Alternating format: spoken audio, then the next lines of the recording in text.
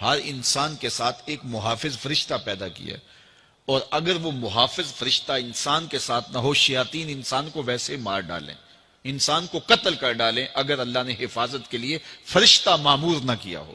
یہ انسان کے دشمن ہیں، اور انسان کو شیاطین راہ مستقیم سے ہٹانے کے لیے دن رات کوشش ہیں۔ پھر یہ اتنا مکار دشمن ہے، ہر ایک کو ایک لاٹھی سے نہیں ہانکتا، اسے پتہ ہے کہ کس کو کیسے بھٹکانا ہے۔ ایک شب زندہ دار جس کو سحری کے وقت اٹھ کے آنسو بہانے کا لطف ملتا ہے، اب شیطان اس کو کہے کہ سحری کے وقت اٹھا نہ کر، تو وہ شب زندہ دار جب اس کے آنسو مسلح میں جذب ہوتے ہیں اور وہ اترتے ہوئے آنکھوں سے آنسو اتنی لذت اسے دیتے ہیں کہ دنیا ما فیہا کی لذتیں ایک طرف اور یاد خدا میں رونا ایک طرف۔ اب شیطان کسی کو کہے کہ سحری کے وقت اٹھا نہ کر، تو کوئی شیطان کی یہ بات تھوڑی مانے گا، تو شیطان اسے یہ کہتا بھی نہیں ہے، اسے کہتا ہے نہیں اٹھا کر، لیکن صبح بتا دیا کر کے میں تہجد گزار ہوں، اسے ریا میں مبتلا کرے گا۔ ایک شخص جس کی طبع میں فیاضی گندی ہوئی ہے، اب شیطان اس کو کہے کہ تو سخاوت نہ کیا کر، بخل کا درس دے، تو طبعاً جو سخی شخص ہے، جس کی فطرت کے اندر فیاضی ہے، تو وہ شیطان کی اس بات کو تو نہیں مانے گا۔ شیطان اسے یہ کہتا بھی نہیں کہ تو بخل کر، اسے فضول خرچی کی طرف لگا دے گا، اسے ان کاموں میں خرچ کرنے کی ترغیب دے گا جس کا اس کو اور معاشرے کو کوئی فائدہ نہیں ہوگا۔ اس لیے شیطان رخ بدلتا ہے۔ ایک شاعر جس کی طبع کے اندر لطافت ہے، نرمی ہے، محبت ہے، اب شیطان اس کو کہے کہ فلاں کو قتل کر دے، تو شاعر تو شاخ سے پھول بھی نہیں توڑ سکتا، تو پھر وہ کسی کا سر کاٹ دے، یہ کیسے ممکن ہو سکتا ہے؟ شیطان ایک شاعر کو یہ کہتا بھی نہیں، اسے وہ شراب اور شباب کے پیچھے لگا دیتا ہے۔ اب اتنا سخت دشمن، اتنا مکار دشمن، حضرت سیدنا غوث اعظم رضی اللہ تعالیٰ عنہ فرماتے ہیں میرے اوپر صحاب نور چھا گیا اور آواز آئی عبد القادر، تو نے اللہ کی اتنی عبادت کی ہے، اتنی ریاضت کی ہے کہ شریعت کا ہم تمہیں اب مکلف نہیں رہنے دیتے، اور اب تو نماز نہ پڑھے اور دیگر اعمال نہ کرے تو تجھے کوئی پکڑ نہیں، میں تیرے اوپر ایسے راضی ہو گیا ہوں۔ تو ایسے بادل سے آواز آئی، کہتے ہیں مان میرے دل میں خیال آیا کہ اگر عبادت کا مکلف نہ ہونا ہوتا تو امام الانبیاء صلی اللہ علیہ وسلم سے بڑھ کر کون اللہ کا مقرب تھا۔ حتی تتورم قدمہ، حضور جب نماز پڑھتے اور اس قدر لمبا قیام کرتے حضور کے مبارک پاؤں سوج جاتے، لیکن ان کو تو کہا گیا وَعْبُدْ رَبَّكَ حَتَّى يَأْتِيَكَ الْيَقِينُ، انہیں تو کہا گیا کہ آخری سانس تک اللہ کی عبادت کرنی ہے، تو میں کون ہوں کہ مجھے کہا جائے کہ تو اب عبادات کا مکلف نہیں رہا، کوئی بات نہیں ہے۔ تو کہتے ہیں میں لا حول ولا قوت الا باللہ پڑھا تو وہ جو مجھے نور نظر آ رہا تھا وہ سیاہی میں بدل گیا۔ تو وہ ابلیس تھا جو اس رنگ میں مجھے بھٹکانا چاہتا تھا، کہا عبد القادر اس مرتبے پہ پہنچے ہوئے کتنے لوگوں کو میں نے گمراہ کر دیا، تیرے علم نے تجھے بچا لیا۔ تو میں نے کہا ظالم، میرے علم نے مجھے نہیں بچایا، میرے اللہ کے فضل نے بچایا۔ تو کہا پھر بچ گیا ہے، کئی میں نے یوں لوٹ لیے۔ تو اتنا مکار دشمن ہو جو ہمارے اوپر مسلط ہے اور دن رات کوشاں ہے ہماری متاع عمل لوٹنے کے لیے، متاع ایمان لوٹنے کے لیے، تو پھر مجھے بتاؤ کہ ہم کیا غافل ہو کے بیٹھیں گے؟ ایسے ناپاک وجود کا مقابلہ کوئی آسان ہے جو ہماری متاع عمل لوٹتا ہے، متاع ایمان لوٹتا ہے، ہمیں عمل کرنے نہیں دیتا، کریں تو وسواس ڈال رہا ہوتا ہے، کر لیں تو ریا میں اور تکبر میں مبتلا کر کے، عجب میں مبتلا کر کے کیا ہوا عمل بھی لوٹ لیتا ہے۔ مجھے بتاؤ یہ کوئی جو ہے وہ سوکھا کام ہے کہ ہم مقابلہ کریں؟ اب ماہ سیام میں روزے سے بھوک بھی کاٹتے ہیں اور قرآن مجید کی تلاوت اور دیگر معمولات کے لیے ہمیں تنہائی بھی میسر آتی ہے، اور اسی طرح ہمیں روزے سے جو ہے وہ اپنی زبان کو کنٹرول کرنے کا درس بھی ملتا ہے۔ تو روزہ تمہاری زبان کا محافظ بن جاتا ہے، پھر روزہ تمہاری شہوات کے کنٹرول کا ذریعہ بن جاتا ہے، اور روزہ تنہائی کی وجہ سے اختلاط سے جو خرابیاں پیدا ہوتی ہیں ان سے تمہیں بچا لیتا ہے۔ تو گویا ماہ سیام اللہ تعالیٰ کی رحمتوں کا ایک روپ ہے، اور یہ ایک مہینے کا تربیتی کورس ہے جس کے ذریعے سے ہم اپنے باطن کی صفائی کر سکتے ہیں اور اندر کی غلاستیں، اندر کے میل کچیل مٹا سکتے ہیں۔ ارشاد فرمایا جو اللہ سے ڈرے اللہ اس کے لیے راستے کھول دیتا ہے، اور اللہ اس کو وہاں سے دیتا ہے جہاں سے اسے گمان بھی نہیں ہوتا۔ وَمَن يَتَوَكَّلْ عَلَى اللَّهِ فَهُوَ حَسْبُهُ، اور جو اللہ پر بھروسہ کرے اللہ اس کے لیے کافی ہو جاتا ہے، اس کی ضروریات کا وہ خود کفیل ہوتا ہے، اور اس کے کام اس کے ذمہ کرم پہ ہوتے ہیں، کو ہو کے دیکھے اس کا۔ تو جو اللہ سے ڈرے اللہ اس کے لیے راستے بناتا ہے۔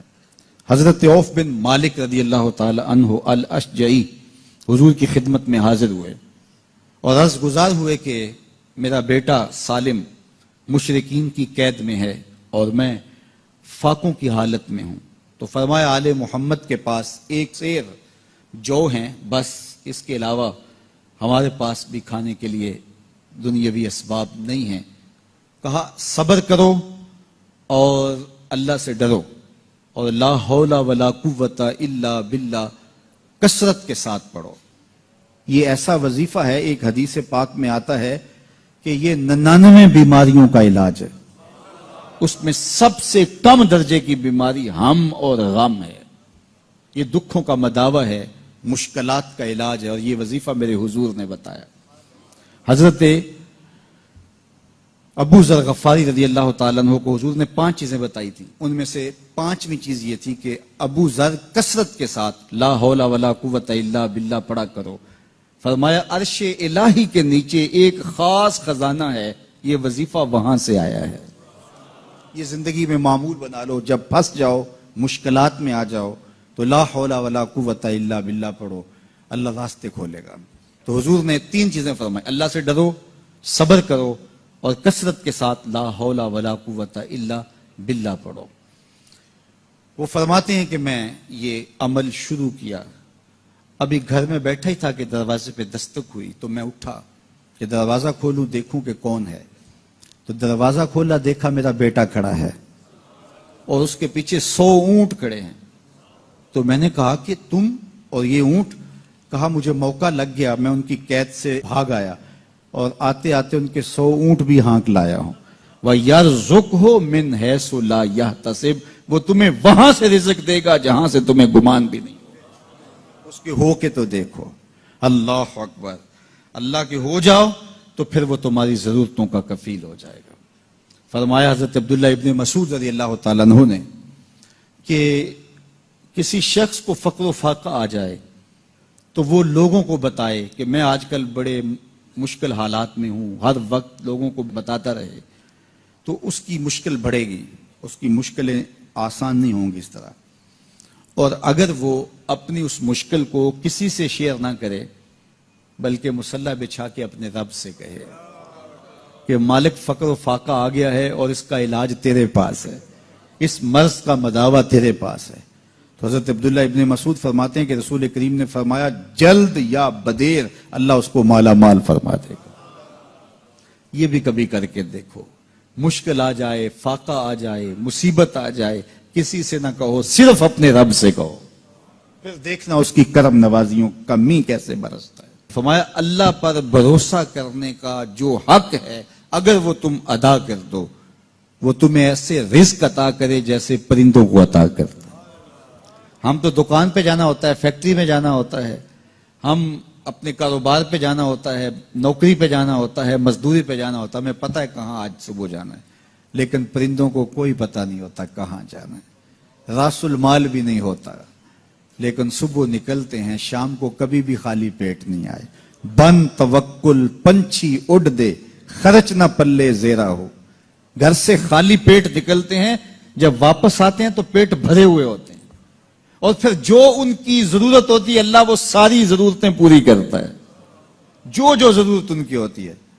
یہ شیر کتنا گوشت کھاتا ہے اللہ روز اسے دیتا ہے، یہ ہنس روزانہ سچے موتی کھاتے ہیں، اور آپ مارکیٹ میں لینے جائیں لاکھوں روپے لگا کے تولے ماشے کے حساب سے آپ خریدتے ہیں، پھر بھی آپ کو یقین نہیں ہوتا کہ یہ سچے ہیں یا 2 نمبر ہیں۔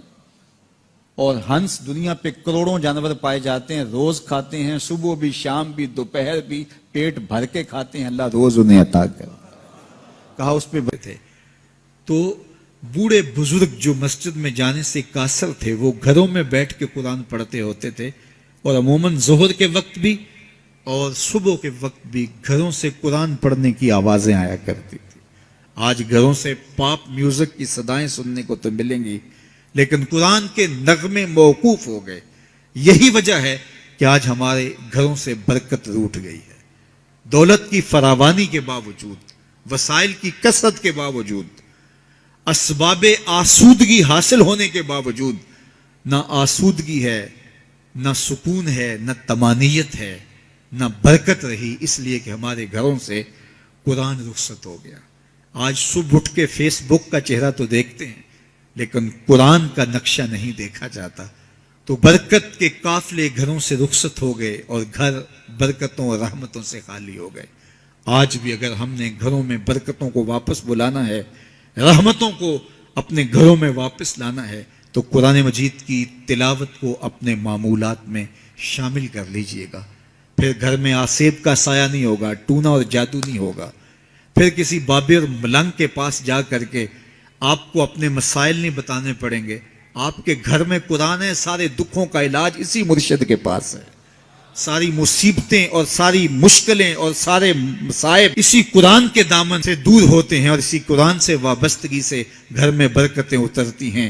پھر آپ کو نہ آسیب، نہ جادو، نہ ٹونا، اور نہ کسی نے کوئی بندش کی ہے، نہ کسی نے کوئی مسئلہ کیا ہے، کچھ نہیں ہوگا. آپ کے گھروں پہ رحمتوں کے سائے ہوں گے، اس لیے کہ آپ کے گھروں میں قرآن جب تلاوت ہوگی تو رحمتوں کے فرشتوں کا نزول ہوگا. تو جب رحمتوں کے فرشتے تمہارے گھر میں اتریں گے تو پھر کوئی مصیبت، کوئی پریشانی، کوئی بندش، کوئی دکھ آپ کے گھروں میں نہیں ہوگا. اس لیے قرآن مجید کی تلاوت کو اپنے معمولات زندگی میں شامل کیجئے. دیکھیے یہ رمضان المبارک کا مبارک مہینہ اکثر گھروں کے اندر قرآن مجید کی تلاوت کا معمول رہا، اور جو دن باقی ہیں ان ایام میں تلاوت کلام مجید کا معمول باقی رہے گا. تو اس کی برکتیں آپ اپنی آنکھوں سے دیکھ رہے ہیں. اور اگر یہ پورا سال ہمارے گھروں میں معمول باقی رہے، ہماری صبح کا آغاز ہی قرآن مجید کی تلاوت سے ہو، بیٹیاں بھی قرآن کھول کے صبح بیٹھ جائیں اور بیٹے بھی قرآن کھول کے بیٹھ جائیں، بوڑھے بھی قرآن کھول کے بیٹھ جائیں، جوان بھی قرآن کھول کے بیٹھ جائیں، تو مجھے بتائیے کہ کتنی رحمات اور کتنی برکات کا گھروں میں نزول ہو. تو اس لیے اپنے گھروں میں قرآن مجید کی تلاوت کے معمول کو کبھی بھی ترک نہ کیجیے. چاہے روز کے 2 صفحے پڑھیے، قرآن مجید کی تلاوت کے معمول کو باقی رکھیے. اور اگر اللہ آپ کو نصیب کرے تو اس کو مفہوم اور ترجمے کے ساتھ پڑھنے کی کوشش کیجیے، تاکہ قرآن کا جو ہمارے نام پیغام ہے وہ بھی ہم سمجھ پائیں کہ قرآن ہمیں کیا بتا رہا ہے اور ہمیں کیا میسج دے رہا ہے، تاکہ ہماری زندگیاں اس پاکیزہ کتاب کی روشنی اور کتاب کے اجالوں میں بسر ہو. اور یہ کتاب اللہ کا تیسرا حق ہے کہ اس کو مفہوم و مطلب کے ساتھ سمجھنے کی کوشش کریں. یہ ہمارے رب کا ہمارے نام پیغام ہے. آپ کے کسی دوست کا، کسی ملنے والے کا آپ کے نام خط آ جائے اور وہ اس زبان میں ہو جو زبان آپ نہ جانتے ہوں، تو اتنی دیر تک آپ مطمئن نہیں ہوتے جب تک اس کے مندرجات سمجھ نہیں لیتے، کسی ایسے شخص سے وہ مضمون جان نہیں لیتے جو وہ زبان جانتا ہو. تو ہمارے رب کا ہمارے نام یہ میسج ہے، ہمارے نام یہ پیغام ہے رسول کریم صلی اللہ علیہ وآلہ وسلم کی وساطت سے. تو ہمیں اس کو سمجھے بغیر چین کیوں آ گیا ہے؟ تو ہم اس پیغام کو سمجھیں کہ ہمارا رب ہمیں کیا فرما رہا ہے، کن امور کا حکم دے رہا ہے اور کن باتوں سے ہمیں روک رہا ہے. اگر ہم قرآن مجید